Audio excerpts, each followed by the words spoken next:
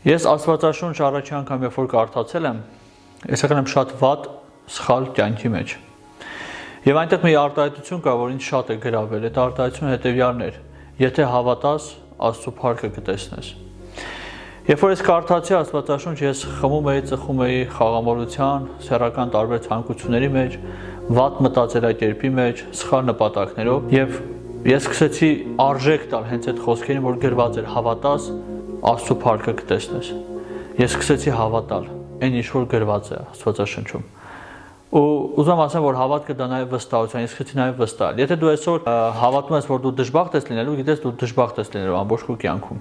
Եթե այսօր դու չես հավատում, որ դու կարաս հարուստ լինես ու դու մտածում ես, որ հատուկ մարդիկ են ընտրված հարուստ լինելու համար, դու այդպես էլ երբեք կյանքում հարուստ չես լինի։ Եթե դու այսօր մտածում ես, որ Աստված հատուկ մարդկանց է ընտրում, որ սիրի իրանց կամ օրհնի կամ բարձրացնի, դու այդպես է կմնաս հենց այդ մակարդակի վրա, երբեք ոչ կբարձրանաս, ոչ օրհնված կլինես։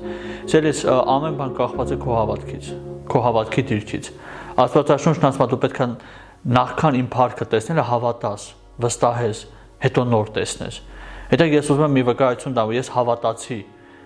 ես վստահեցի։ Երբ որ ծխում էի, խմում էի, շատ վատ բաների մեջ ես հավատացի։ Ես այդ ժամանակ սկսեցի կարդալ, ուսումնասիրել Աստվածաշունչը, աղոթք անել, եւ ես հավատացի, ու ես Աստծո փառքը տեսա, այսօր Աստված ինձ ազատեց շատ բան։ Ու այսօր նորից ես այլ բաների եմ սկսում հավատալ։ Նորանոր բաներ, նորանոր հաղթանակների, ձեռքբերումների։ Ու Աստված կամաց կդանի դեպի իր օրհնության եւ իր կամքի մեջ։